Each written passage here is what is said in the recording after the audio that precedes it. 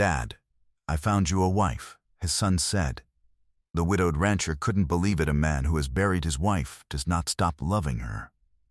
He only learns, slowly and against his will, how to carry the love differently. Welcome to the channel Historias Entre Vidas. Gregorio Salinas was 58 years old and had not sat at his own kitchen table in 4 years. Not properly. He ate standing at the counter, or in the doorway of the rancho with his back to the room, or not at all when the hours slipped past him without announcing themselves.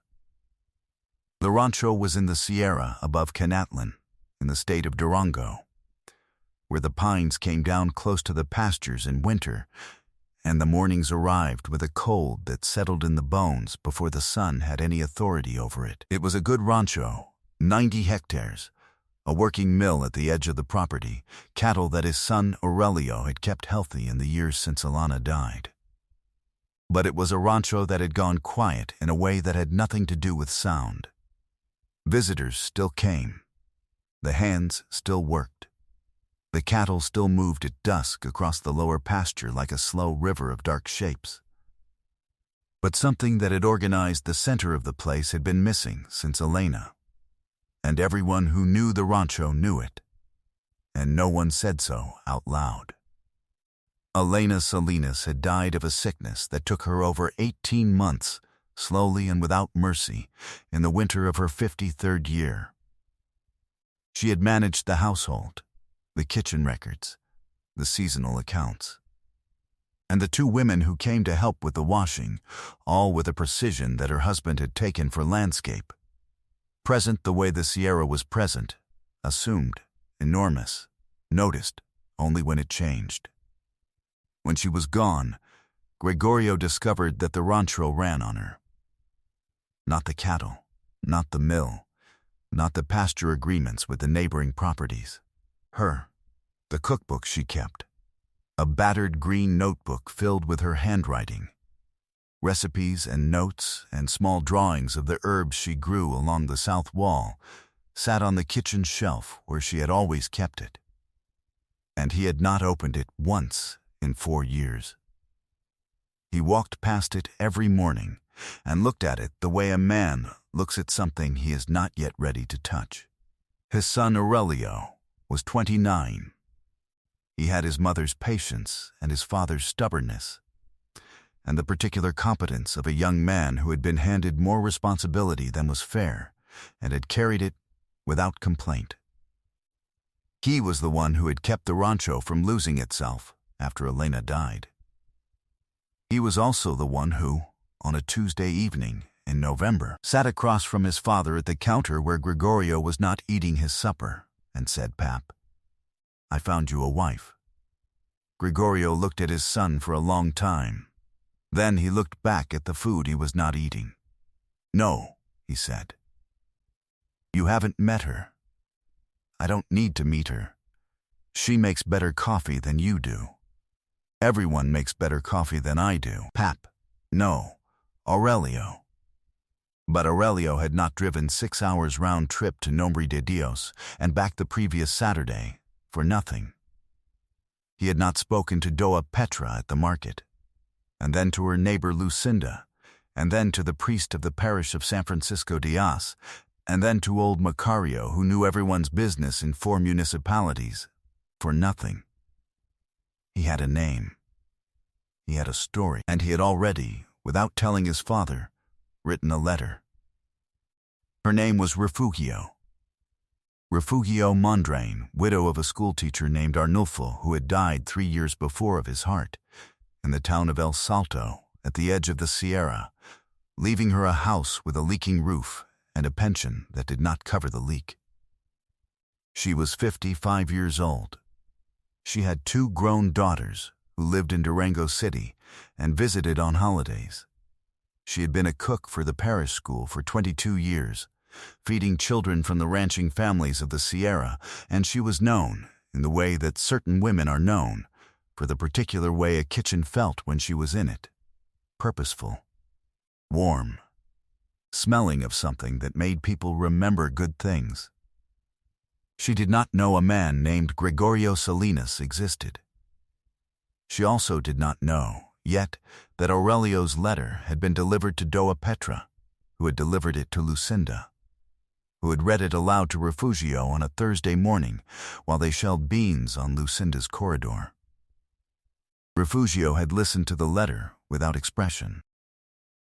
Then, she had gone home and put it under her cookbook on the kitchen shelf and thought about it for 11 days. She arrived at the rancho on a Saturday in December, when the cold had come down from the Sierra in earnest, and the pines were dark against a white sky. Aurelio had driven to El Salto to collect her, an act of courtesy so deliberate that Refugio had noticed and not commented on it. She brought one bag. Inside it, beneath her good clothes and her rosary and the small photograph of Arnulfo she carried everywhere, was her own cookbook. Not the parish school's recipe book, which belonged to the institution, but her personal one. A thick brown notebook with a cracked spine and pages that had absorbed years of steam and spice. She had packed it the way you pack something you might need quickly, without deciding why. The rancho was larger than she had imagined from Aurelio's letter. She stood in the yard and looked at the stone walls and the corridor that ran along the front of the house, with its old wooden chairs set at the end where the afternoon light fell, and the manzano tree at the corner of the yard, bare in December, but shaped like something that had been there long enough to own its ground. The mountain behind the property was close, the pines dense and serious. The air smelled of wood smoke and cold earth, and something faint beneath both, the particular smell of a kitchen that had once been used with care and had not been used that way in some time. She had been to places like this before, visiting the ranchos of Arnulfo's colleagues in the Sierra. She had learned then that a rancho tells you things about its people that the people themselves would not think to say. The state of the gate hinges, whether there are flowers in the corridor pots or just the dried stalks of flowers from a season ago. This rancho's gate opened smoothly. The yard was swept, but not recently. The corridor pots were empty, not neglected exactly, but emptied and left that way, as if someone had removed what was in them without replacing it, and had not yet decided whether to. She understood all of this in a single slow look. The way women of a certain experience read houses the way other people read faces, before Gregorio appeared at the door. Gregorio was standing at the edge of the corridor. He had put on a clean shirt, which Aurelio had requested. He looked like a man wearing a clean shirt against his better judgment. "Buenas tardes," Refugio said. "Buenas," he said. They looked at each other across the yard for a moment. Two people of a certain age who had each already buried something enormous and were not in any hurry to perform anything for anyone. "The boy said you make good coffee," Gregorio said. "The boy hasn't tried it," Refugio said. "No," Gregorio said. "He hasn't." What neither of them knew yet, what would not become clear until the following afternoon, in the kitchen, when Refugio opened a cabinet looking for the cammel and found instead a battered green notebook on the shelf, was that Gregorio Salinas had grown up in El Salto. That his mother, a woman named Dolores, had taught at the parish school there from 1961 to 1978. That Refugio Mondrang, 55 years old, had learned to cook from Dolores Salinas in that kitchen as a girl of 12, when Dolores had taken her in on the afternoons when Refugio's own mother was ill, and had taught her to make the first 10 recipes in the brown notebook she still carried. That the handwriting in the front pages of Refugio's cookbook, careful, slanted to the right, with a particular way of writing the letter G, was the handwriting of Gregorio's mother, and that Gregorio did not yet know any of this, because he had not told Aurelio about El Salto, and Aurelio had not told him El Salto. The first evening was careful. Aurelio made supper, badly, the way he always did, and Refugio did not offer to help, because she was a guest and she understood the difference between a guest and a worker, and did not intend to confuse the two before anyone had offered her a reason to stay. She ate. She answered questions. She asked a few. She learned that the rancho had been in the Salinas family for 3 generations, that the mill at the edge of the property ground corn for 4 neighboring ranchos and 2 small pueblos, that the manzano tree in the yard had been planted by Gregorio's grandmother, that Alina had made apple preserves from it every October and given jars to the families of the hands. Gregorio said this last thing without planning to, and then stopped talking for a moment, and Refugio let the silence be what it was. After supper, while Aurelio washed the dishes, Refugio sat in the corridor in the old wooden chair at the end, the one where the light fell in the afternoons, though it was dark now and cold, with her shawl around her and the stars beginning over the Sierra. Gregorio came out and stood near the door, not sitting. "You don't have to stay," he said. "Aurelio means well. He's not always right." "I know," she said. "I'll decide in the morning." "That's fair," he said. They were quiet for a while with the cold and the stars and the distant sound of the cattle settling for the night. "Do you sleep?" she asked. He looked at her. "Not much," he said. "Neither do I," she said. "Not since Arnulfo." Nothing more was said. But something in the silence between those 2 sentences was different from the silence that had been there before them, and both of them felt it, and neither of them remarked on it, because they were each old enough to know that some things need to be left alone to grow without being named too soon. What Refugio was about to discover the following morning, neither she nor Gregorio had been close to imagining, though in another sense both of them had been moving toward it for 43 years without knowing. The next morning, Refugio woke early, before Gregorio, before Aurelio. She went to the kitchen in the dark and found the comal by touch and started the fire in the estufa de leña. She made coffee from the clay pot on the shelf, cafeteria, with cinnamon and piloncillo the way she had always made it, and set 2 cups on the table, because that was what you did. Then she opened the cabinet to find the salt, and instead found the green notebook. She took it down carefully. She opened the first page. The handwriting was immediately, unmistakably familiar. The careful slant, the particular G, the way the letters pressed firmly into the page as if meaning to stay. She turned to the first recipe. Mole negro para das de fiesta. Below the ingredients, in the same hand, a note. Para que no se olvide smo se haga antes. So it will not be forgotten how it was done before. She stood in the kitchen for a long time, holding the notebook. Then she found her own notebook in her bag and brought them both to the table and set them side by side. The handwriting was the same, not similar. The same. The same woman had filled the first 30 pages of both books. The same hand that had taught her, on Thursday afternoons in El Salto 43 years ago, had taught this kitchen everything it knew. What Refugio was about to discover next would not have seemed possible to her if she had been told it instead of finding it herself.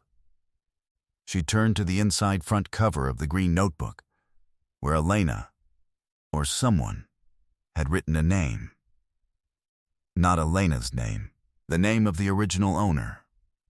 Dolores Salinas, El Salto, Durango, 1958.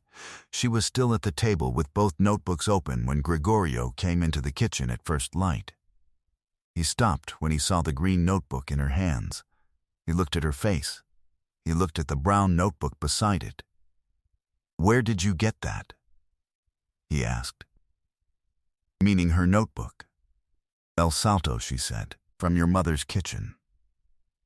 "I was 12 years old." He sat down across from her.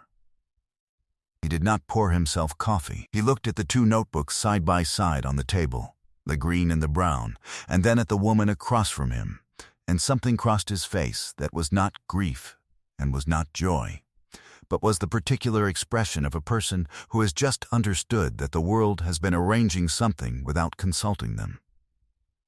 "She taught you," he said. "For 3 years," Refugio said, "when my mother was sick. Your mother never asked for anything in return. She just opened the kitchen." He was quiet for a long time. "She never mentioned you," he said. It was not an accusation. It was simply true, and they both understood what it meant, that Dolores Salinas had given something freely, without recording it, without building an account of it, because some kindnesses are given that way. She wouldn't have, Refugio said. He poured himself coffee, then, from the pot she had made. He drank it without speaking. Then he said, "This is how she made it." "Yes," Refugio said. Outside, the first light was coming over the Sierra, and the pines were becoming visible against the pale sky, and somewhere in the lower pasture the cattle were beginning to move. In the days that followed, a rhythm developed between them the way rhythms develop between people of a certain age, not by agreement, but by accretion, each small habit stacking on the last until something that looked like order emerged. Refugio made the coffee in the mornings. She made it the same way each time. Cafeolla in the clay pot, cinnamon, piloncillo. The pot on the fire before the sky was fully light. And she made 2 cups and set them on the table, and Gregorio came in from his early walk of the property and drank without saying much, and that was its own kind of conversation. She had not offered to take over the kitchen. She had simply been in it. At the hours she was always in kitchens, doing what she had always done, and the kitchen had accepted her the way kitchens accept people who know how to be in them. On the 3rd morning, Gregorio set his cup down and said, "Alina kept the accounts in that book. There," he pointed to a ledger on the counter. "I haven't touched it. Do you want me to look at it?" "If you want." She looked at it. The accounts were 4 years behind, partly because Aurelio had taken over the practical management, and partly because Gregorio had not been able to open a book Alana had touched. Refugio said nothing about this. She simply began updating it, in the afternoons, sitting at the kitchen table with the cookbook open beside her, and the ledger open beside that, as if both were equally ordinary things to have open at once. By the end of the first week, old Timoteo, who managed the mill at the edge of the property and came to the house on Thursdays to report, arrived to find a woman at the kitchen table who asked him 3 precise questions about the corn output, and wrote down his answers in Alina's ledger in handwriting that was not Alina's. And he went home that evening and told his wife that something at the Salinas Rancho was changing, and his wife said that was probably necessary, and Timoteo said yes, probably. The town of Canatulan had opinions. They had them before Refugio had been at the rancho a week, which was about how long it took for Doa Amparo at the general store to mention to 3 separate women that Gregorio Salinas had brought a widow from El Salto to live on the rancho, and for those 3 women to mention it to others, and for the collective opinion to solidify into something that felt, to its holders, like concern. A woman nobody knows. At his age. And Elena, not even 4 years gone. The boy must have lost his mind, bringing a stranger into that house. The priest of the local parish, Padre Ernesto, heard the talk and said nothing, because he was a man who had learned that silence in the face of gossip was often the most useful thing a priest could offer. Refugio heard some of it on her second trip to the market with Aurelio. She heard the way a conversation changed when she approached, the particular silence that means a subject has just been abandoned. She understood what it meant. She had lived in small places all her life. She said nothing to Gregorio. She did not think it was her place to tell him what his town was saying about him. He would know. Or he would find out. Or it would resolve itself. The way these things usually did, not through confrontation but through time and the evidence of ordinary days. What resolved it was not time. What resolved it was the mole. It was a Sunday, 6 weeks after Refugio had arrived, and Aurelio had invited 4 families from neighboring ranchos for the midday meal, the kind of gathering that had not happened at the Salinas rancho since before Ilana died. That Gregorio would not have agreed to if Aurelio had asked him directly, and that Aurelio had arranged precisely because he had not asked him directly. Refugio made the mole negro from the recipe in the green notebook, the one Dolores Salinas had written down in 1958, with amendments in Elena's hand from the years Elena had made it, and amendments now in Refugio's hand for what the Sierra's ingredients required this December rather than another. She made it from the night before, the way it needed to be made, tending the chiles and the chocolate and the 22 ingredients through the slow, dark hours in the kitchen, and by the time the families arrived at noon, the smell had reached the road. Doa Amparo was there. Aurelio had invited her specifically, with a small courtesy that left her no graceful way to decline. She sat at the long table in the corridor with the others, and she ate, and she did not speak for some time after the first mouthful. Then she said, to no one in particular, in a voice that carried, "This is Elena's mole." "No," Gregorio said, from the end of the table. He said it quietly, without anger. "It's my mother's recipe. Elena learned it from the notebook. Refugio learned it from my mother herself in El Salto 40 years ago." He paused. They came from the same kitchen. Doa Amparo looked at Refugio. Refugio met her eyes without apology and without aggression, the way a woman of 55 meets the eyes of someone who has been talking about her, calmly, without flinching, letting the other person decide what to do with their own discomfort. "I didn't know," Doa Amparo said, after a moment. "Most people don't," Refugio said. "That's usually how it works." Padre Ernesto, at the other end of the table, said, "The mole is excellent, Signora Refugio." And that was the end of it, the way certain things end. Not with an apology or a scene, but with a priest complimenting a woman's cooking in front of witnesses, which in a small Sierra town in Durango carries a weight that no argument could match. By the time the meal was done and the families had gone and the long table was cleared, the sun was dropping behind the Sierra, and the manzano tree threw a long shadow across the yard. Gregorio sat in the old wooden chair on the corridor, and Refugio brought him coffee and sat in the other chair, the one Aurelio had added without comment sometime in the last 3 weeks. The 2 notebooks were inside on the kitchen shelf, side by side, the green and the brown, where anyone who opened the cabinet would find them. "They'll talk less now," Refugio said. "They'll talk differently," Gregorio said. "It's a small place. All good places are." He looked out at the manzano, bare and patient in the December cold.